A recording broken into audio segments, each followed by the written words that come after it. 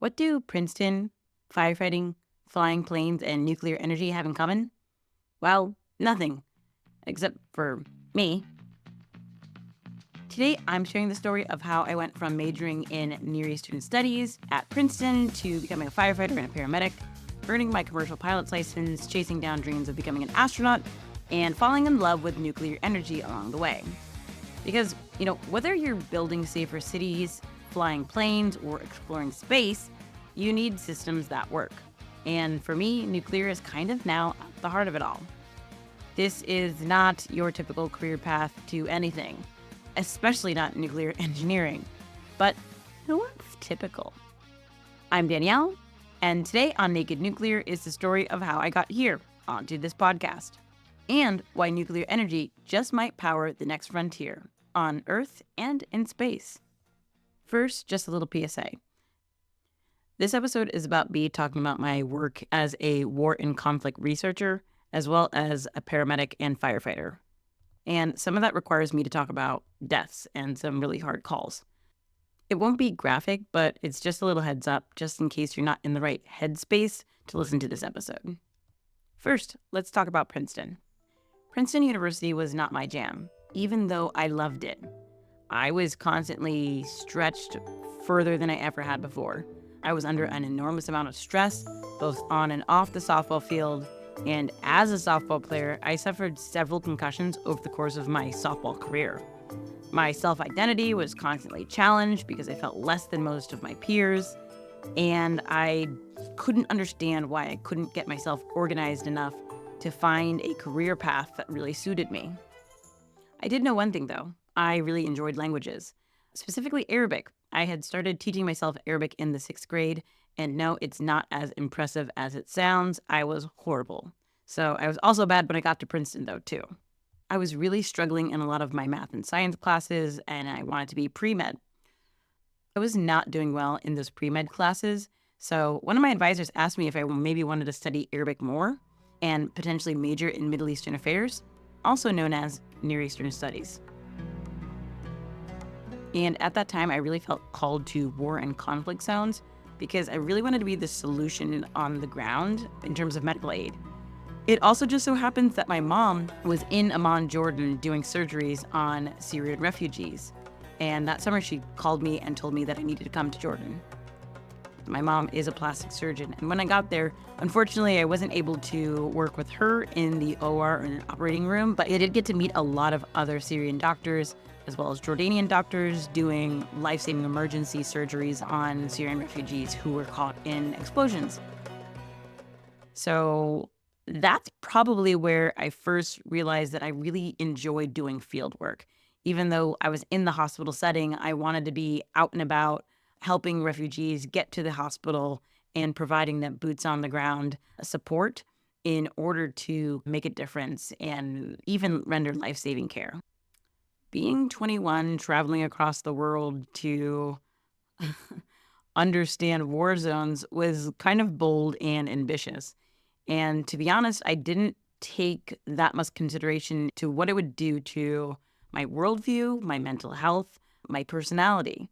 And a lot of things for me really changed in that moment. I came back to America with such a wider perspective of where I wanted to work, what I wanted to do, and the impact that I wanted to have on people's lives. And for me, I really began to value human life. Like, life-saving treatment to me was the end-all be-all of what I could imagine myself doing. However, coming back to reality and the reality of my grades, I realized that maybe I didn't want to be a doctor. I actually come from a family of doctors, and I always imagined that I would be a doctor. But I really wanted to be out in the real world, in the field, outside of hospital settings, meeting patients where they were at. And I grew a lot of respect and appreciation for the white helmets who were working in Syria, going into very dangerous places in order to render aid. So when I got back to the United States, I really was looking at where could I have this same experience? Where could I get my hands dirty, so to speak, to really be able to understand what it takes to render life-saving aid to people who need it most. And that's kind of when I realized that firefighting was going to be the way that I did that. My background for firefighting really started during 9/11. I was in New York as a child during 9/11, and I had an uncle who was with FDNY during that time. So I really grew this appreciation and fondness of firefighters at a really young age. To be able to be self-sacrificial, to pay the ultimate price, was something that I really valued. And I wanted to be able to understand how these men and women in the world of first responders worked. I also just thought it was really cool. If you watch any promo video for any cool fire department, they're cutting up cars, they're throwing ladders, they're bailing out of windows, they're burning things down. And I wanted to be a part of that adrenaline rush. I wanted to do the cool stuff. I wanted to get hands-on and learn what that field work was like. So in 2017, I got my EMT license from a community college. And then I started applying to fire departments. My best friend from college lived out in Denver, Colorado. So I was like, hey, I guess I will start applying to fire departments in Colorado. Then when I saw Aurora, Colorado, I did my research and I found two things. I learned that they would pay me to become a paramedic, and I learned that they had one of the highest call volumes per firefighter in the country at that time. So I figured I can learn how to be a paramedic and I can get to run a lot of calls. Amen. I decided that I wanted to get my paramedic sooner rather than later, so I opted in to get my paramedic license from Aurora Community College and began training as both a paramedic and a firefighter at the same time. It was a lot of work. My schedule, I had 3 days, A, B, and C shift. So A shift, I would go to class for about 8 hours. B shift, I would go to work for 24 hours, and C shift was my day off. And during that time, I actually started a startup to teach firefighters how to speak Spanish. So realistically, I had no days off. This was also during COVID. So I got a lot of my experience in the ICUs, being able to intubate patients. And it was really eye-opening to see the level of commitment first responders had kind of facing an unknown at the time. There was a lot of variables that a lot of people didn't quite understand about COVID. And some of my colleagues, some of my coworkers actually ended up getting COVID and pretty bad at the time. And all this was kind of leading me to understand epidemiology. I wanted to be an epidemiologist in the 6th grade, didn't pursue that career path, but to look at the bigger picture, to look at the broader understanding of what it means to be in a society, what it means to, render healthcare, render aid, and how I saw myself within that system. During my paramedic field evaluation process, I was at Station 1. I don't like to think of myself as Type A, but because my last name is Allen, I always was the one going first, and I figured that I'd be on A shift, and I figured that A is the first letter of the alphabet, so what better station to work at than Station 1? A politician would say that Station 1's area struggles from economic challenges, drug challenges, high crime, high violence. Firefighters would say 1's is just a rough area. It's a rough area to work. There was a lot of violent crimes, shootings, stabbings, and my responsibility as the lead paramedic on these calls was to tell people on my crew what exactly we were doing, how I wanted them to do it, and how I wanted to keep these patients alive. But it's stressful, and it was a different stress than at Princeton.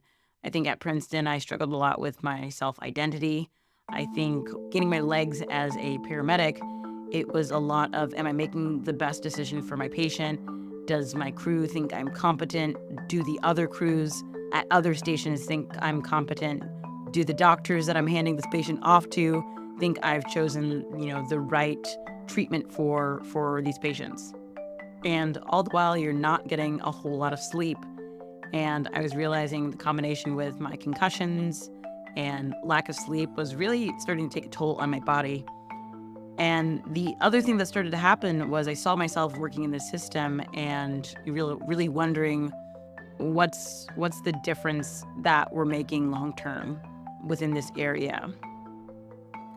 So I started a company and I tried to make webinar series for the non-English speaking citizens within the community on how to train them to learn how to use the 911 system, as well as give them a broader context of how to use the other systems within the city.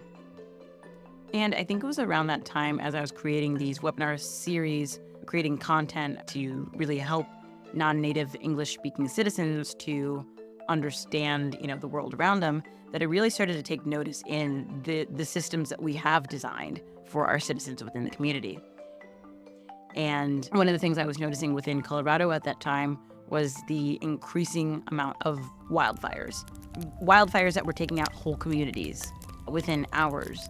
And it led me a moment to step back and wonder, is my life as a first responder, is it doing enough? And I know it's kind of a silly question to ask, but I was wondering, I was like, what if I don't want to respond? Like, what if I want to be proactive in some of these problems? What if I don't want to just, pick up the pieces after the glass has fallen? What if I want to shatterproof the glass? And I think a lot of those questions were coming up because of the fact that I was getting burnt out, because of the fact that I was working on building a business, working, nights where you're running 5 to 6 calls after midnight some nights, and you're not getting a lot of sleep. So I was really trying to find a solution of what's my next path forward. And it was at that time I saw an ad that said, "Who wants to be an astronaut? Apply here." And it was not to NASA, it was to the Discovery Channel. So in 2021, Discovery Channel made an announcement that they were going to have a show called Who Wants to Be an Astronaut? I applied and got pretty far within the casting process itself. The crew and the casting director said that they were working on the Axiom 1 or maybe the Axiom 2 launch. 5, 4, 3, 2, 1, fire. And the show was going to host 12 contestants. And they were going to be judged by former astronauts, Capcom, all these really cool scientists to see who had the right stuff. And every now and again, I look back and I'm like, wow, that was pretty crazy. But what I started to do was I actually started to prepare myself to become an astronaut. I figured, what better way to understand all the systems that we use on this planet than to leave the planet itself? So this is where I started researching, and I started looking into everyone who's ever become an astronaut, everyone who's ever left the planet. What do they do?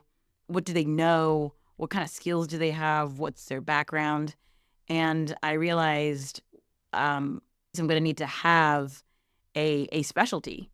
So at first, I either thought I was going to go back to school and become a doctor or go back to school and become a pilot. And I kind of looked at the expenses for both of them, and I figured I could become a pilot in a shorter period of time than I could become a doctor.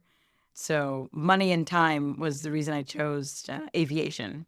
I actually always wanted to fly fighter jets when I was little. I think I was in the 4th grade, and I was like, I'm going to fly F-16s.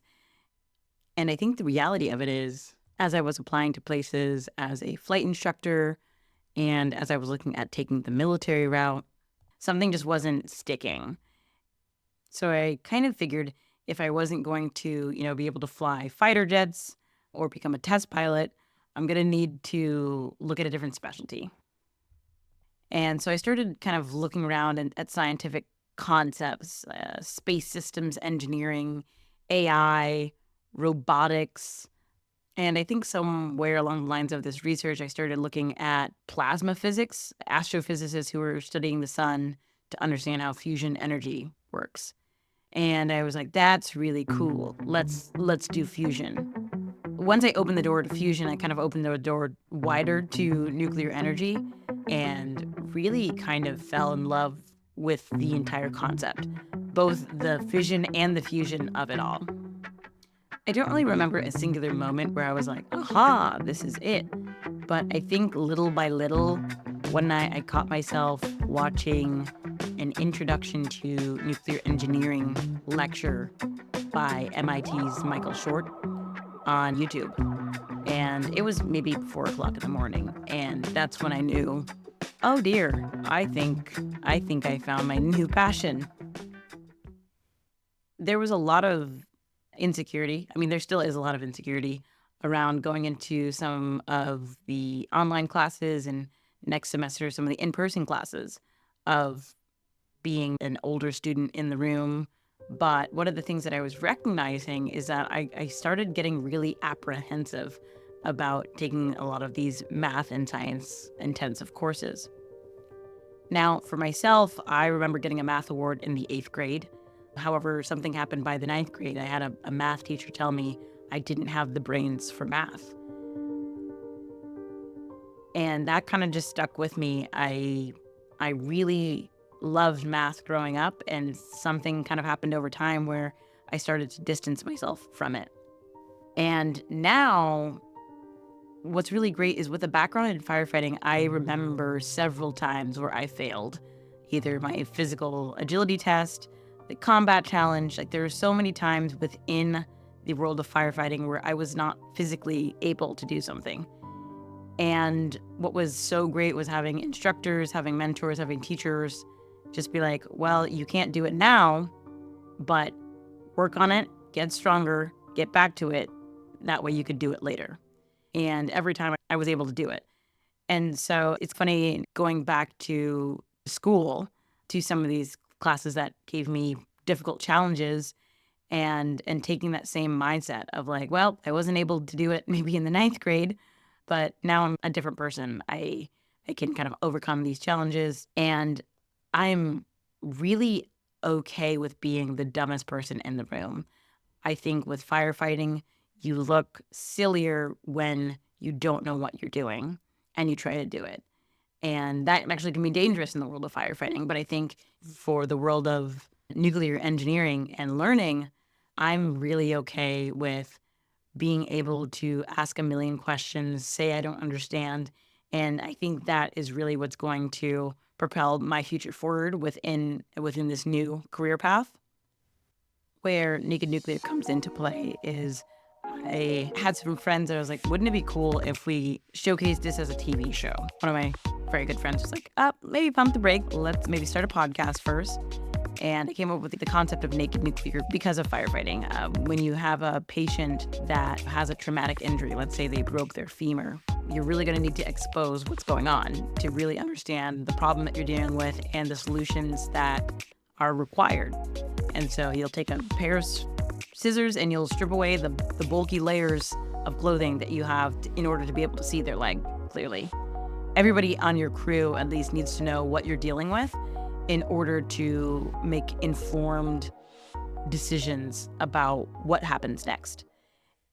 And as I was thinking about my own relationship with nuclear energy, what I knew about it, what my preconceived notions were, I thought, hey, there needs to be more conversation in media about this. That's where I got the idea to create a TV show for nuclear energy to bridge the gap and expose the public past the bulky layers of intimidating scientific terminology, past the very hard to understand politics and policy making, to inform people of, hey, if you use energy, you are a part of this conversation. If you plug your phone in, if you fill up your car with gas or electric, if you turn the lights on in your house, if you turn on your heat or AC, if you do any of those things, you should be a part of this energy revolution in order to make informed decisions about how we get our energy. But more importantly, to highlight and showcase the idea that nuclear energy is just another job. We need people in all walks of life, in all different departments and skill sets to be able to meet the energy demands that our world is expanding to. And I think my background as a firefighter helped me to understand what can go wrong when disaster strikes, floods, fires, hurricanes, tornadoes, when they hit a community. And what we need most is to start building resilient cities and energy grids, to be able to proactively save lives, to be able to shatterproof the glass.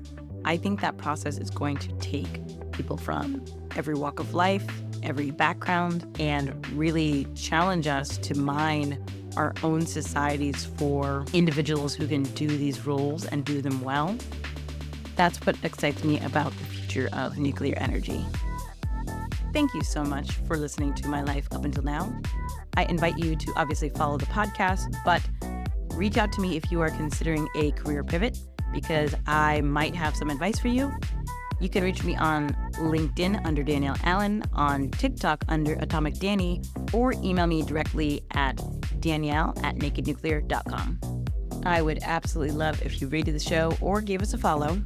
If there is something that you would like to hear, contents, topics, scientific jargon, moral, ethical dilemmas debated, please let us know. You've got my email. Thanks again for listening to Naked Nuclear. Stay curious.